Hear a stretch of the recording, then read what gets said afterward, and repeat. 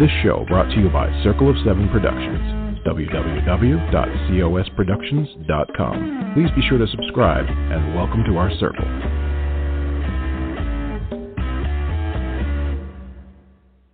Well, hello, everybody. This is Patricia W. Fisher with Readers Entertainment Radio, and it is already the end of March. Can you believe it? We're heading into spring, which is fabulous here in Central Texas because the wildflowers are everywhere. If you get a chance, just look Central Texas wildflowers on any social media, and you'll see just beautiful, beautiful colors. The only bad part about it is all the wildflowers if you're allergic.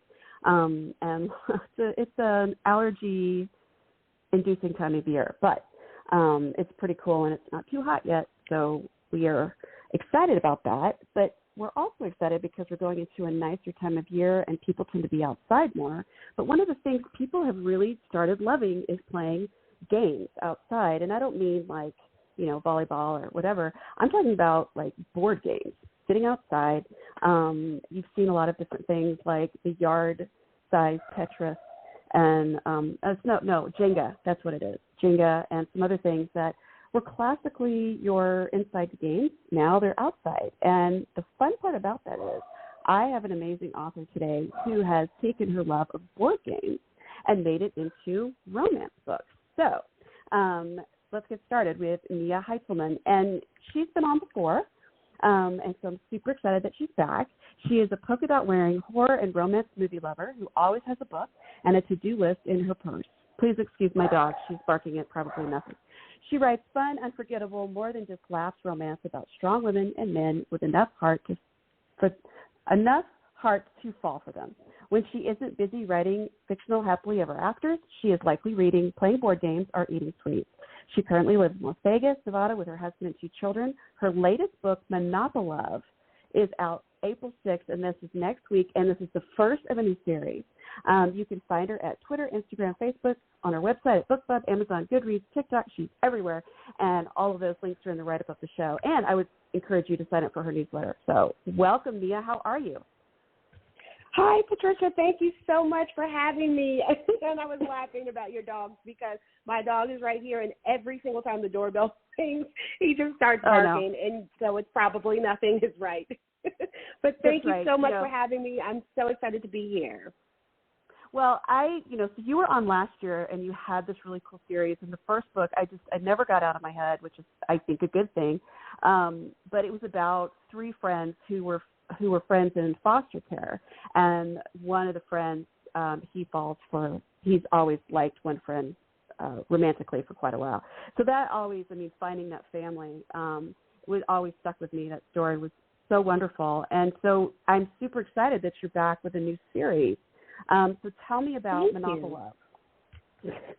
Yes, Monopolove. I'm so in love with this series because I'm a board game nerd, if you will. I love playing board games. I love family game night and just having that.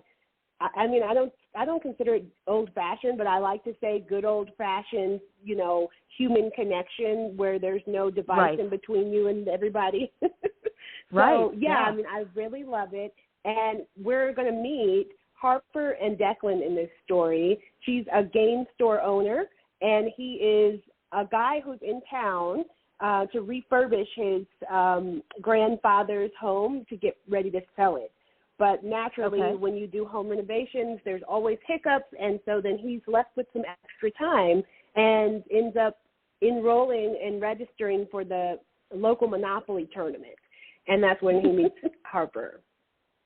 So it's so much fun. And we've got a rivals to lovers romance here, and, she's a little bit stubborn. We got opposites attract, and he's very cinnamon roll hero. So I'm I love this series. What made you come up with this idea? Well, I was searching for another book. It's always while I'm doom scrolling and researching for a book that I find another idea. So I have a whole file that's all ideas. And I was looking for something on the community chest card to include in a book. And then I saw the words Monopoly tournament. And I'm like, ooh, now there's an idea. Could you just imagine who's in this tournament? And what if they kind of are attracted to each other, but they are on opposite sides of the table on this game. And so that's kind of how it came about. I love it. I mean, and anybody can relate to this because, I mean, Monopoly can bring out the worst in us, quite honestly. I will say this from experience. That is the full truth. My brothers and I used to play, and one brother is really very much more patient than the other. And so the one brother that was rather impatient would either be out of money, cleaned everybody out, and every once in a while he'd clean out my other brother who's really laid back, and then all of a sudden that brother's like, oh wait, I have money under the board. It's just like there's always that $500 bill under the board. That's right, under the board. Yeah. Oh wow, look at this! Look what I found. So yeah, and I know people are listening like, oh yeah, that was either me or somebody I played with. Everybody has at least one of those people. It's so true. I love that. You started with Monopoly because of you seeing the tournament, but had you considered bringing a game-themed romance in before then? I had, but I didn't really have the story to go with it yet. That's kind of where I got lost. I was like, well, what is the story behind this? Who are these people? And who enters this kind of a tournament? That was really where I was kind of stuck at first. And then, I have a list of characters that I know will somehow make their way into things. I just don't ever know how just yet. And Harper was there because she doesn't trust a lot. She needs her coffee. She's very kind of strong-willed and set in her ways, and she's really just hurting is what it is. She misses her father in her life. But it's made her distrust a lot of people, and she doesn't like to owe anyone or feel like she's indebted to anyone because of that. Right. Well, so she came about. I love it. Well, yeah, it's always interesting. I was having lunch with a friend of mine this week. We were doing writing time, and I just said, isn't it cool that your characters just like start doing stuff? Okay, sure, let's do this. And so I'm assuming Harper did this. Yes, I was assuming Harper did some of this. She does. She just is very. She reminds me a lot of me. Out of all the heroines in this series, she's kind of the strongest one that reminds me of me because I don't like to depend on a lot of people. I don't like to really ask for help or support, even though I might need it. And so I think a lot of people can relate in that because you don't want to ever feel like a burden to anyone. And so that's really where she's coming from. And naturally, because this is a rom-com, there's going to be a whole lot of humor and hijinks to go with it, about distrusting and trying to get that, especially when we first start out. She's at this coffee house, and she's got her phone app for the coffee house, for Java Joy is the place. And she just really needs this coffee because she just found out her game store is failing financially and they could lose it. So she's just like, look, let me just get my coffee first so I can get my head on straight and get thinking. And she goes there to get it, but she's got a new phone and the app isn't working. And so she's got this coffee, and she's like, I really just need this coffee. I'm already having a bad year. I'm having a bad day. Can we just figure out something? I've got $20 on this app. And the person who's behind the register is really not trying to hear it. And then Declan steps in and puts $10 on the counter to take care of it, and he says, pay it forward. And instead of her just accepting that, she's just like, can I just pay you back? I just want to pay you back through some Cash App, PayPal, anything to get this money back to you because I don't like owing people. And he's like, can't you just accept a good deed? And she's like, can't you just let me pay you back so I don't owe some stranger? And yes, you're insanely good looking, but I don't need you to rescue me. So it's one of my favorite parts. It's always interesting finding the meet cute, because you want to make it unique enough that people be like, oh yeah, I could see that, Exactly. If it's too crazy, it's like it's like wait, what? But paying it forward, I mean, that's a really great lead-in because, I mean, who doesn't every once in a while want to do that? And then, of course, most of the 99.9% of them are like, okay, thanks, and everybody just goes their way. But I mean, this is fun to see, and he's the new, like you're saying, the cinnamon roll. He's the new doctor in town, and he's looking to set his karma straight. So tell me about that. Yes. Okay, so he's just out of a relationship that he thought was going to be a forever thing. It was just kind of a natural progression because he and his ex were college sweethearts. So around them, people are getting married, people are having kids and buying houses, and he just thought that was the natural progression of where their relationship was going, except she had other ideas. So he's kind of blindsided by the end of this relationship, and then the opportunity comes up for him to go to San Diego, visit his best friend, and just take care of his grandfather's house at the same time and see if he wants to try a new turn in life, if he wants to try a new city, a new place to live, etc. And so he's just feeling like, you know, he's at the end of his rope and life is just throwing him all these curveballs. And maybe if he can do something great for someone else or just help out, maybe it'll set his luck in the right direction and get his stars to realign. So that's where, I mean, it didn't really align the way he was hoping when he had to deal with Harper. And then he gets to this game store and there she is again behind the counter. And so he keeps running into her. They haven't had the best first or second impressions.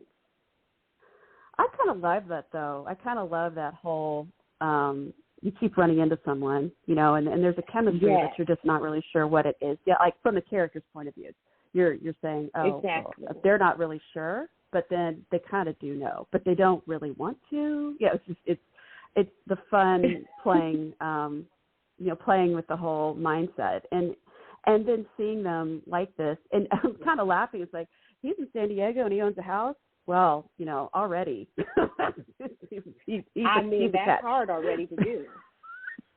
I mean, it's his grandfather's house, and so he was just there thinking about selling it and just, you know, not having to pay the taxes for it anymore since his grandfather's passed. But you know, it kind of is looking like a good place to be when he's there because San Diego's gorgeous.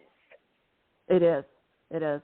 We lived in St. Louis for 4 years, and I was pregnant with our oldest, and we went on a second trimester trip, and I said, let's go to somewhere sunny because it was just dismal and gray in St. Louis and cold. And so we got off the plane in San Diego, and it was immediately like 78 degrees. There's not a cloud in the sky. You know, it's just like walking in some angelic choir, you know, like, that kind of thing. And it's like, I'm not getting on the plane. It does kind of feel like that. Like I'm staying here for life. That's where I went to high school and everything, middle school and high school in San Diego. So I was kind of nostalgic for it a little bit, the beaches and the weather. It was just so nice because I'm in Vegas now, and so it's dry here. We don't have many water areas for us. Right, not too many beaches in Nevada. Right.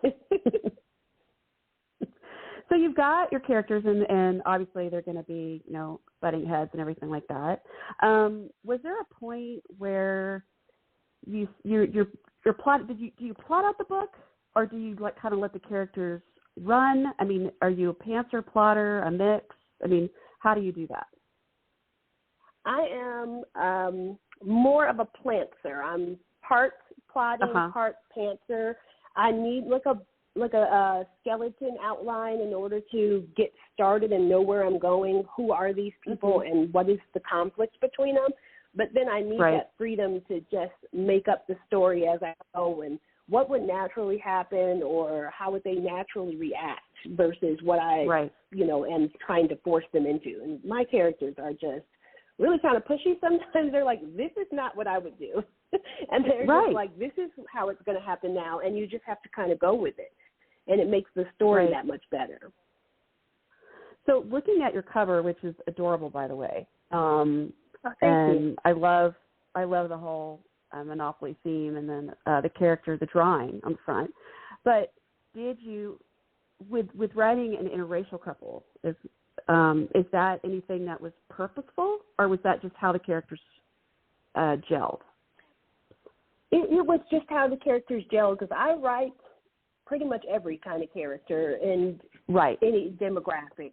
I just go with whoever feels right for the story, and I really just like the idea of him being this doctor from Vegas with his grandfather there. And then I had some inspiration pictures. Let me just tell you, Pinterest is my friend, because I get so many little face grabs from there. And so I was thinking about Noah Mills, because he's so cute. God, he's adorable. And then just throw him in there. And then I have the actress. I don't know if you've ever seen Medea's Family Reunion.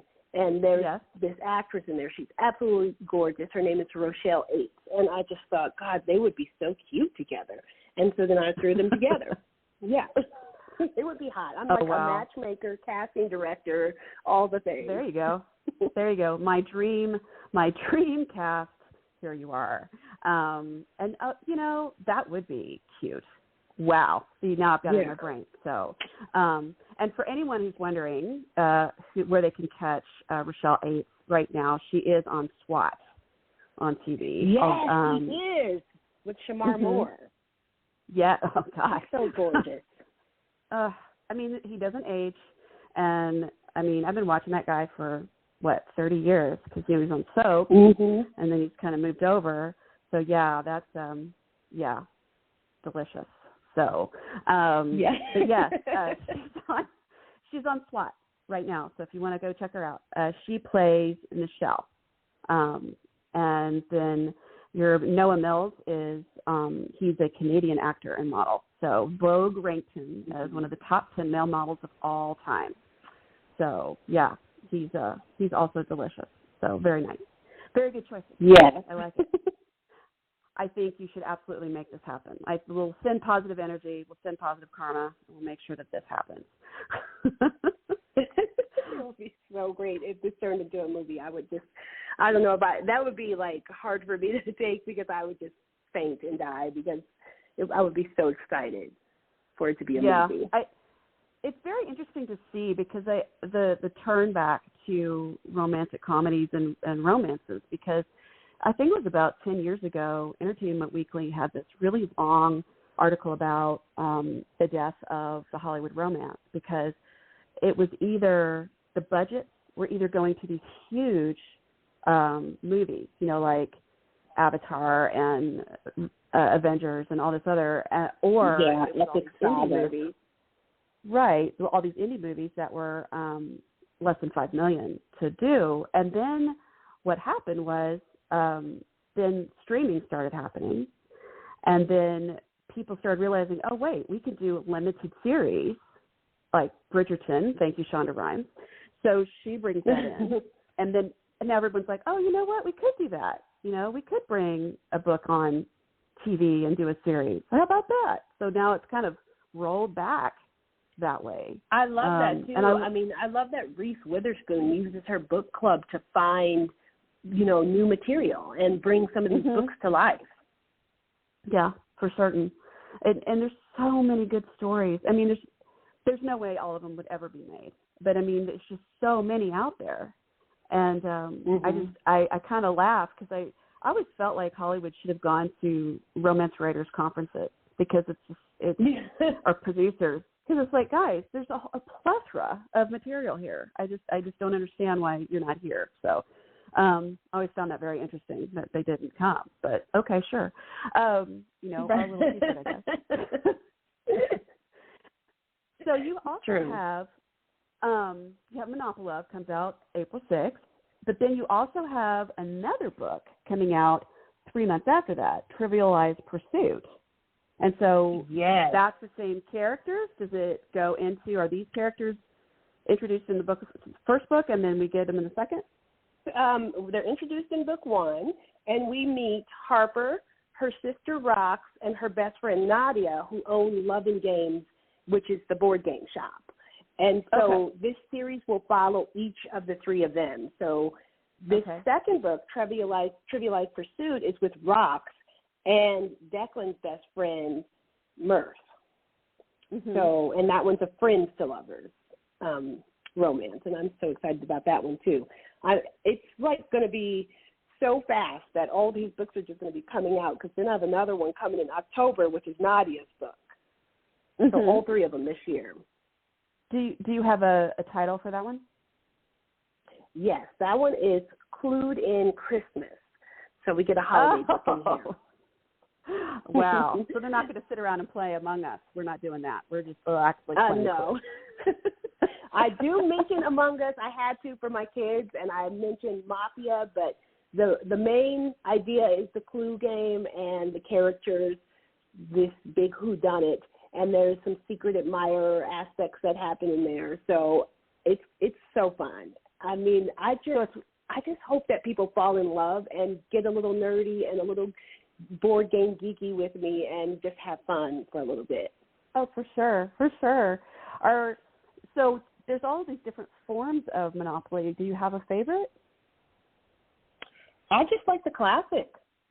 Mm-hmm. I just like the classic. Mm-hmm. Yeah. Although it's it would be interesting cool how to have Monopoly licensed. That would be awesome. That would be awesome. So how does that? I mean, it's not copyright wise. It's fine, but I mean, could you come up with your own game? I could. Yeah, I definitely could. I thought about that.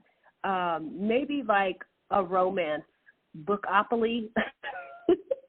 Something like that, where you just have lots of different romance books and authors on that you can land on and see how you do. Yeah. I don't know where. I think I would probably be around St. James Place or something like that. That's where my books would land. I don't think I'm yet on Boardwalk or Park Place, but I'm solidly around St. James Place. Like the purple ones? Yeah. The orange. Orange, well, that's right. That's right. St. Charles Place, yeah. Oh, sure. Okay. Yeah, because the super light blue ones are, well, they're the first ones that you see when you're off past go. Mm-hmm. Yeah, I know. Yeah, it's we've played that plenty of times, and then of course you always see all the different themes like Oceanopoly. I think we have a Harry Potter themed one, and but it's interesting. It's interesting that you bring up Clue because my kids love that game, and we were laughing. I don't know if you watched Glass Onion when it came out. Yes, I did. We were just insane for that. I think we watched it 3 times in 24 hours. All the little tiny things, but the funniest part about him sitting in the bathtub and not being able to understand Among Us. And then he's like, I can't play Clue, and it's like, why not? It's too easy. It's not complicated enough, I guess, whatever. But it was so funny and so clever how it was done. So, yeah, maybe you have your own Benoit Blanc. Yeah, maybe you could get Benoit Blanc to hold your book up and maybe send him a copy. So cool. I know. That would be an idea there. If he held it up, I would be so ecstatic. Yeah, we should get a campaign going. Okay. I'll see what I can do. I'll make some phone calls. I will make no phone calls because I don't know any better. Maybe we can just get the word out and get that. It's like that's another one of my projects now that I've just come up with it because one of my projects I've wanted to do for years was send a case of trefoil, the Girl Scout shortbread cookies, to Jason Momoa because that's his favorite is the trefoil. And I only know this because the year that girl, one of the Girl Scouts put Momoa Samoas, like the Samoas, the purple box, right? Yes, so I love Samoa. He was a presenter at the Oscars, and so the person who was interviewing them was like, "What do you think of this?" And he just thought it was funny. He's like, "But that's kind of funny because really my favorite is the trefoil." So I was like, man, Girl Scouts missed an opportunity. They should have sent him a pallet. They really should have. He would have so fast. Opportunity missed. That's exactly right. So maybe that should be my side gig is I should get celebrities to endorse small projects like that. And maybe, we'll see how that goes. I mean, if you want to make it happen, I'm all for it. I will keep you posted, Mia. I promise. If I can get Benoit Blanc to hold up that clued-in book, I will do it. But we may just have to Canva it, and make it look legit. Yes. And why not? So you've got these 3 books in, and, obviously the one's coming out next week is a done deal. It's ready to roll. And then your Trivialized Pursuit is pretty much in the bag at this point. We're making sure final edits and such are done and titles. And then you're, putting the final touches on Clued In. What comes next for you? I am working on the sequel to The Friendship Contract. That's the one that has the adoption story in it. So I'm almost done with that. It's just been kind of hard trying to juggle multiple series at once. So had to do that. And I'm also working on an audio book for that one. And then I have a new series that I'm writing for Thule. It is the Through the Grapevine series, and it follows a vineyard-owning family and the 4 kids in this family. So it's going to be awesome. We get a little bit of each season plus a few tropes. We got some enemies to lovers, some insta-love, but business is in the way, so non-conventional workplace. We have the holidays, of course, I said that. And then, it's just going to be really fun. I'm excited to hopefully do some research in Napa for research purposes only, and trying out different wines. And hopefully a collaboration would be awesome for some wine. I don't know who yet, but we'll consider that at some point. That would be fun. I mean, to have a little setup there, that would be amazing. And you could do it. I could see it happening. So what made you think about the winery one? Is that just one on your list of things that you said I want to write this kind of book at some point, or was it something that recently came to you?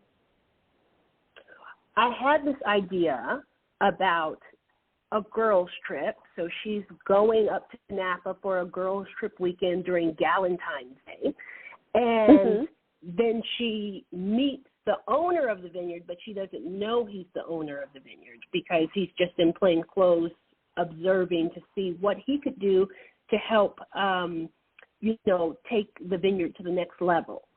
And so then they meet, so you've got a little bit of a millionaire, you've got a little bit of, forced proximity and all these things. So I just love that idea as the premise. And then from there, I grew out her friend list, grew out his siblings, and gave them a whole family. And I've fallen in love with this family and this vineyard. God, I'm so excited about the research I've had to do for it. Oh, for sure. And I'm sure people are like, oh, yeah, you had to drink all this wine. It's like, well, it's not just that. I mean, you have to know the soil. You have to know what kind of grapes grow in that area. You have to know the season. And he said we do not call it dirt. Right. It's not dirt, it's soil. It's soil. Because, like Texas has a lot of wineries, like a ton of wineries. But, of course, the grapes we'd grow here would not be what you guys would grow in Napa. And so it'd just be very different because obviously the pH balance of the soil would be different. So and so I did some a couple of years ago because I have it in one of my books. Like it's just kind of a peripheral thing about a vineyard. But it's all those little details matter. But yes, drinking wine is also part of the research. Yeah, for sure. So tell me your favorite trope. I'm going to go with enemies to lovers. I have the hardest time writing it, but I enjoy reading it the most because I just love to find out how they're going to get together or get over their differences to choose love. So that's my favorite. It's the hardest for me to write, though, because I just want them to be together already. Right. So it's just so hard, especially if they don't know each other yet. Why do you hate this person so much? Why do you not want to have anything to do with them? That kind of thing. So I struggle with that, but I love reading it. Yeah. And there's so many ways you can do it, too, because it can be complete strangers. It can be they sort of know about each other. They can be former friends or former lovers that ended badly. Right. There's so many ways you can do it. So it's like the spice rack, okay, what spice are we going to pick and how are we going to make this work? Exactly. So And that's all right. fun, too, is mixing tropes. Sometimes it's like it doesn't have to be just an enemies to lovers. So it could be a second chance enemies to lovers. And then it could be that they're forced in proximity in this certain location or it's at work. And so you can throw so many things in there to give it some flavor. Oh, yeah, for sure. I think it's nice when, like you're saying, it is difficult to write that journey when they're fighting each other all the time. And then, of course, the point of, okay, well, maybe we shouldn't fight each other so much. And that kind of, slow burn into what they're going to do. But, I mean, it's also, when you're writing and you're like, how am I going to get them there? And he's like, oh, I could see it. Here it goes. Da-da-da. Yay. Exactly. It's like, woo, we got him there. Yay. Now we'll celebrate with some research. Exactly. Isn't that the truth? Yes. Yes. So what trope have you not written yet that you want to? That I want to? That's a good question. Let me think. I really I've not done a sports romance, and I do want to at some point do that. I have an idea for one that's hockey related. And so at some point I want to add that to my to-write list, but I haven't had the time yet. Right. So are you a hockey fan? I have become one since the Golden Knights came to Vegas. And so I've been to a few games. The games are so much, I mean, the crowd is interactive, and you've got the, what's the entertainer announcer guy who's just hyping up the crowd. And it's just so much fun. I just love it. It's cold, but it's fun. And if I had season tickets, I would be happy to be there. Yeah, it's interesting. You mentioned that because the first couple of times I went to a hockey game, it's amazing how cold it is right next to the ice. And and people will be like, well, of course it's cold next to the ice. It's like, no, really, it's one of those things that you don't really think about. Oh, just wear a long sleeve shirt or something. I mean, no, it's cold. Right. Like, no, you radiates need a jacket, possibly a scarf and a hat, depending on what time of year it is. I mean, because it gets really cold. Yes, I realize it's 98 degrees outside, but I need this one. So I'm prepared. Yeah. Oh, and man, those guys get beat up, and you think, oh, he's not getting up. Oh, there he goes, he's skating again. There he is. Yeah. You know what else amazing. is so funny about them is that when they have fights, it's allowed, and they just fight it out on the ice, and then they go to the penalty box, and then they're done. But it's just so funny that they're allowed to fight. Yeah, it's like the refs are like, all right, time out. Everybody, go to your, it's funny because you're right. They just let them go, and I mean, I guess you kind of have to. I mean, it's entertaining. I'll give them that part. It's really entertaining, but it's just a different experience because I've been to basketball, football, baseball games, but I hadn't been to a hockey game just because it wasn't around, and now that it's here, it's so much fun. I've got my little Golden Knights scarf. I've got a T-shirt, a hat. I'm a fan. You are all in, Mia. Yeah. I'm still trying to figure out the rules. I mean, obviously you can't hit someone in the face with a stick. I know that one's a rule, but I mean, there's a bunch of others that I'm not totally sure. I'm like, what's that? Okay, well, nobody's calling anything. I mean, so I've got just the basics. I know there's 3 periods. I know about a penalty box. I know the stick in the puck, and I have the bare minimum knowledge of it. But it's fun. Right. I always love the shootouts, when they tie at the end. Oh, yes. Because people just go bananas, so good. Yeah. Yeah. Similar to soccer, because when they have the shootout at the end, if they tie, it's so good. I mean, it could go either way, which is so much fun. But one of the things I didn't appreciate was how big these players are, because it's the same for basketball, right? So I was fortunate enough to be able to get to sing the national anthem a few times for the Spurs games, and I sang for some of the Stars games and the Blues. in these different cities when we lived there. But I mean, you just really don't get how big these dudes are. I mean, they are like Hulks. Yeah. Yeah. It's like, and all this mass. Half of them are missing teeth. That is true. I mean, the way these pucks are just flying around, it's a wonder they have any left. But yeah, it's just a cool game. I appreciate how fun it was.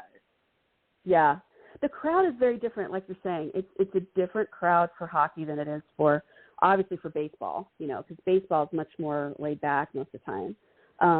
And basketball is I think kind of in between. I mean, you can have the fanaticism, of course, for sure, but I mean, still, it's just different than football. And then, of course, you get into soccer or football, and then you get to rugby, you know, and it's just like it gets more and more gladiatorial. And that's the truth. And then we all sit there and cheer for them to all beat the crap out of each other. We're like, woohoo, yay! Exactly. Like I'm not really into boxing or MMA because of that reason. Right, because it's exclusively that. Right. Yeah, but yeah, you're right. I'm not a big fan of that, but I mean, if it's a really MMA's never really sounded like something I want to watch, but then people love it, and I think that's what's so cool about all these different athletic abilities and different sports. It's like, sure, you know, why not? Throw it out there. But I'm sure you're probably like me in a way. You go to those events and you're like, oh, I need a piece of paper. I just got an idea. Okay, That's my life right there. Right there. Yeah, I have there an it is. entire idea list on my phone app. For the notes, you know, you really just have to write it down. Yep. Yeah. It's one of those things that people are like, how do you come up with ideas? And it's really just watching. Just people watching. One of the things I did in one of my books, I had a scene where they're sitting in a coffee shop, and for the life of me, couldn't come up with anything creative that the baristas would be, yelling.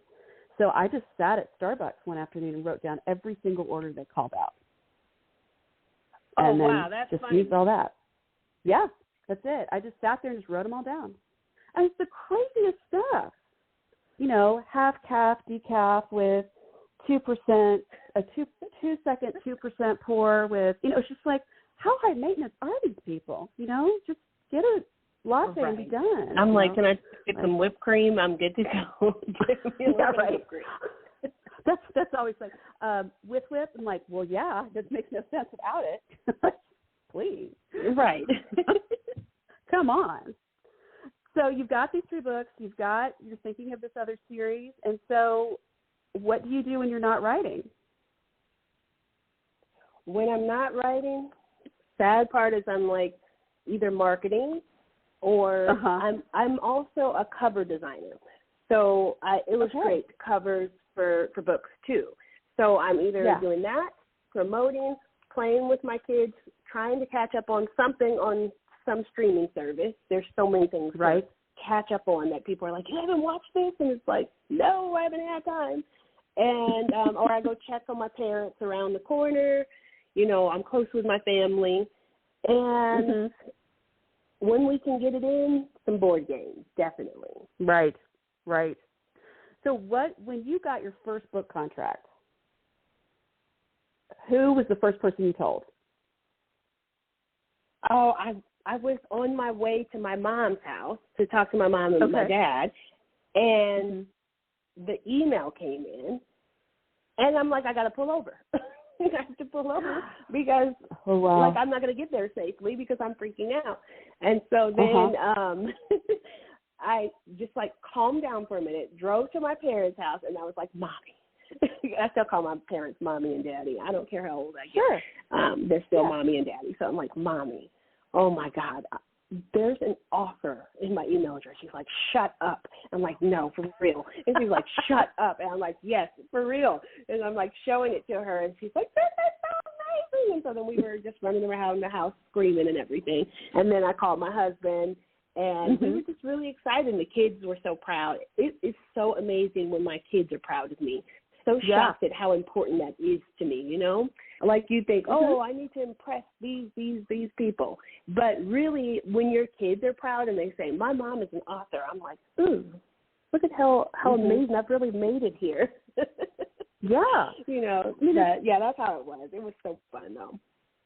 There's so many people out there, and, you know, they say, oh, I've thought about writing a book. And as frustrating as it is to get rejections, which we all get, it's give yourself a little credit that you actually put enough effort to write the book and submit it. Because there are so many people that are like, I'm going to write a book, and then they don't. Or people, I'm going to write a book, and they do, but they never let anyone see it, and then they never correct it. Or they do submit it, and then they get back either rejection or revise and resubmit, and they don't do it. I mean, it's just there's the percentage of people that actually are willing to torture themselves and put themselves through this process are small.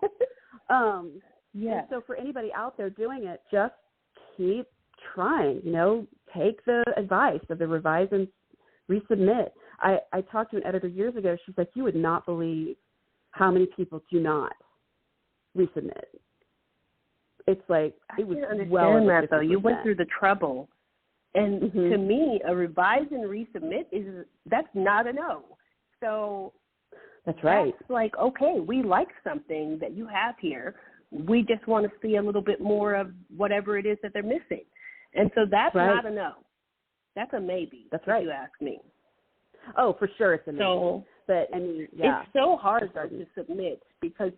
Like, I have to be in the right headspace to query and pitch and things because I have to be emotionally ready for the rejections that will come. They will come, and that's the certainty of it.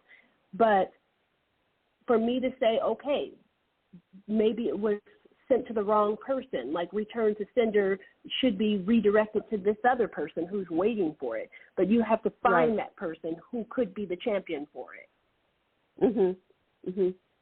Yeah. And the book market's gotten, I mean, there's more big houses because there's been mergers. And so there's not as many big houses anymore. So that market's kind of shrunk. But then, of course, you've got indie, you've got hybrid, you've got smaller publishers and medium-sized publishers. So it's good to do your homework to see what books you like and then who's publishing them. Is a good place to start for anybody doing that. So when did and you, the how other did you thing get too started? is like, go ahead. Oh, go ahead. No, you said, and another thing too. Yes. Oh, another thing too. I just want to say that if you try this, you're going to get inundated with people who have, you know, fail-safe and these tried and true methods that they swear will work for you, that will be the game changer. But it doesn't work that way for everybody. You just have to take what works for you and throw the rest back, you know, and just keep going. That was my main thing, is that it's not like a one-size-fits-all. It's tailored to each person's experience and journey. So you just have to be willing to go on the journey. That was exactly. That was it. Yeah. And you know, so now you were saying. I was saying that, you know, how did you even get started with writing? I've always been a writer since the third grade, for sure. I think I was writing before that, but I don't remember it. But in the third grade, I think I told this story before. I wrote a book called Garrett and the Parrot. I told you about this, right? I did, right? About Garrett and the Parrot? Yes.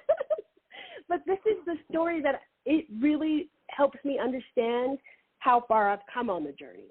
Because in third grade, I wrote that book, and I thought I was so proud because I had this trophy for it. And they were just so proud of me, and I was proud of myself. And then I told you my uncle said, oh, you don't want to be a writer when you grow up. You want to be a doctor or a lawyer because they make money, which could be true in some cases. But that deterred me for a long time until I found my way back to it around college, you know. And I wondered how my journey might have been different, but I wouldn't change it anyway. You know, because I had to learn along the way. All this knowledge that I've acquired going this roundabout way helps me with my writing and it fuels me and gives me the motivation to keep going. Yeah. So, it started in the third grade, but picked up in college with a poetry book and then a children's book, and then I found a romance. And after I found romance, it was pretty much over from there. I knew I was going to be writing romance going forward because I just love it so much. I love a good happily ever after. Yes, absolutely. Yeah. And it's funny because, I know we've had this talk before, and I'm sure you've had this talk with other people. It's like, why romance? Why would you write that? Why don't you write something, I don't know what adjective you want to put in that sentence, but, real or not, whatever. And it's like, so romance isn't real? Like, why it's not is falling even in about love that. a bad it's really thing? like you have this genre that's built on happiness. It's literally you're going to get a happily ever after. Why not add more happiness into the world? We have enough hard stuff around us. Why not add more happiness and joy to people's lives? Why not give people the happy ending that they either have experienced or want to experience and gives them hope? That's really what the whole romance genre is about, is happiness and hope. And I'm for it. Yeah. And I like the fact, or love the fact, that so many different authors have tackled so many different things, showing how people have navigated really difficult things in their lives.